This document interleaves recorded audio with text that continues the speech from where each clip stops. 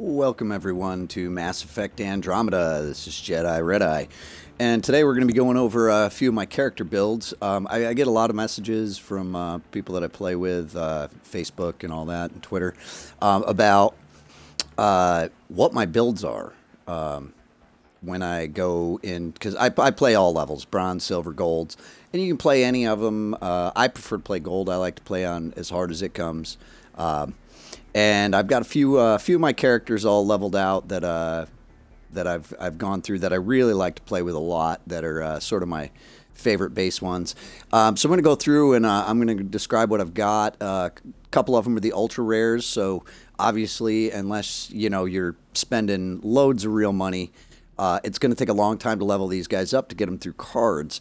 I have been fortunate enough to get a few of the Salarian operator. I've gotten quite a few of his cards now. I think I've got him at 3. I believe he's at 3.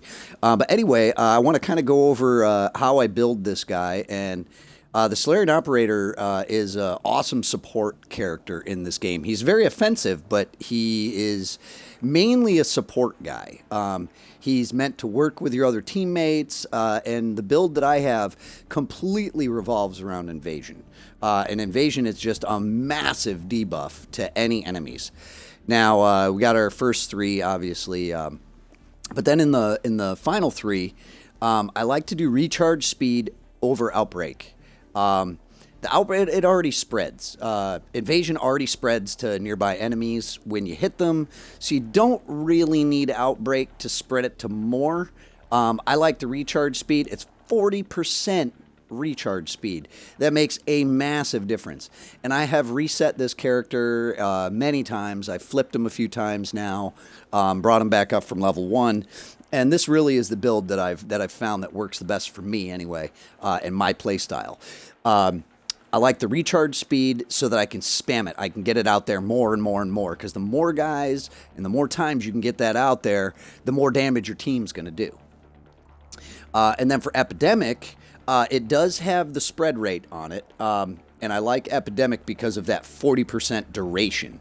Now, when you hit these guys with it, you're getting a 40% duration on it, and a lot of the times you can fire another one off on the guy before it ever even stops. And it gives you a little bit of a spread radius, kind of negating rank force outbreak again. I go over this, go for that over Weaken. Weaken is a 10% enemy debuff. I mean, yeah, it's nice, but this power in itself is already a massive debuff. So I like the recharge speed and the duration with a little bit of extra spread on it. And then for the final one, I will always go for Virulence over Sabotage. Now, Sabotage is going to give you a negative 15% enemy weapon damage.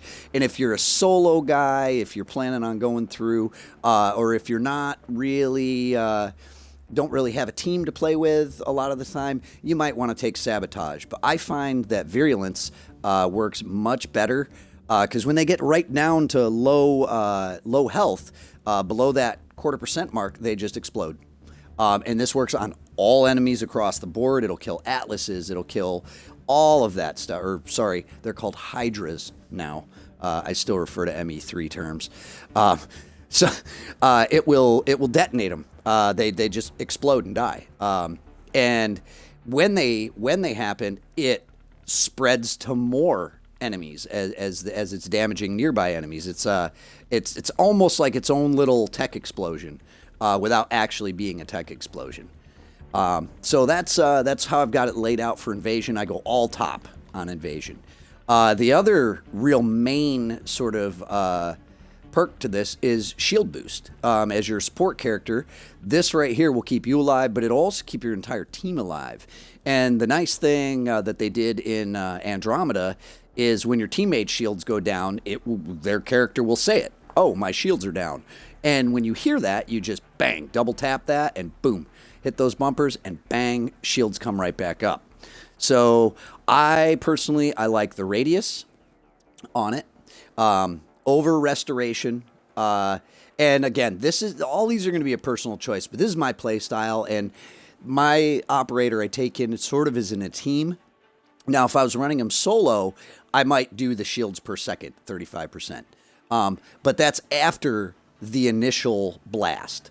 So this is after you've hit it. This is the extra charge that you're going to get is a 35% per second. Now, I like the radius because you can be in cover. Your team can be a little bit more spread out, and you can still be very, very effective. Now, a lot of people will take the recharge speed over it so they can spam it. However, I like the extra 30% initial shields restored. So when you hit it, bang, it just ups your shields massively. And then for the final one, which is what I'm going to spec into once I get the rank up on my character a little bit more. He is level 20, but his rank, I think, is still only 3. What I'm going to do is I'm going to do the 150% restore duration. So now what's happening here over the 100% max shields. Now, yes, you could say, okay, I want all my shields back right away, and that will give it to you. But just with the shield burst up to the extra 30% initial shield restored, you get a fair chunk of your shields back on that. And with the overcharge, yes, it may shoot up even higher, but the thing that I really like is 150% duration. Now, what this is going to do is this is going to keep giving you shields, so you will get your 100% back. And I have experimented with this in another build where I had spec'd them out differently and I maxed shield boost out. But just for right now, I'm keeping this one set where it is only because I'm been currently rebuilding this character. But I am absolutely in love with the extended duration, and you just keep getting shields back and shields back and shields back, even if you're in combat. And now what's happening is you're still getting shields back as shield boost is recharging. So it stops just shortly before you can use it again. So it is massively effective, again, in team play, but also in solo play. And again, guys, this is just my preference for my play style. Overload, I haven't spec'd into it all. Overload is more just my little stunner, take their shield down real quick, or a quick detonation for a charged enemy. You can spec into this, but you're going to have to find somewhere else to sacrifice from. And on this build, I'm actually going to sacrifice one of my level 6 talents so that I can spec a little bit more into this so I can get a little bit more damage on it. But not to go too much into Overload. We'll go into that with some other characters that are actually spec'd for Overload. Now, my offensive tech, I'm only going to bring up to 5. I'm not going to take the 6th talent in this, and this is where I'm going to keep my extra points to put into Overload. Now, what I'm doing here is, you're taking your initial 3, but then we've got power damage and 20% to all effect duration. So this again is gonna add to your shield boost duration. It's gonna add to your invasion duration. Absolutely awesome. Now I went straight with armor here. The overload does enough on the shields initially to zap it down, and then where you can burn the rest down, with through your weapons or through other powers or combos with your other teammates. Now this is for all the big heavies. You've got your berserkers, your hydras, all the heavy duty guys. They've all got armor, and they're the ones that are really going to give you trouble in this because you're not a sort of face trade character. You need to stay back a little bit. You don't want to be direct in your face in the mix unless your team is with you and you're spamming that shield boost. Now I'm going to kind of get into why I'm not going to take anything from these. The elemental debuff is nice. I've experimented with it. But it really, it's going to help you out if you're speccing into overload. This will really help out if you're speccing in the overload rank or in the overload perk on here, or if you're using any kind of ammunition. It's going to help. They're going to take more damage from all sources. It's very, very nice. But with the build that I'm going to do on this, I want to spec more into overload so I can get that little bit of extra damage just from the power itself. And in sacrificing this level, that's 6 points that I can put in other places. And I don't really use any kind of sniper rifle, heavy weapons with this. With this character, I pretty much run either the N7 Hurricane, the N7 Eagle. I run a lot of pistols with this character. Rarely do I ever put on any kind of shotgun, sniper rifle, any of that. But again, this is just my play style and what I find to be very effective for me.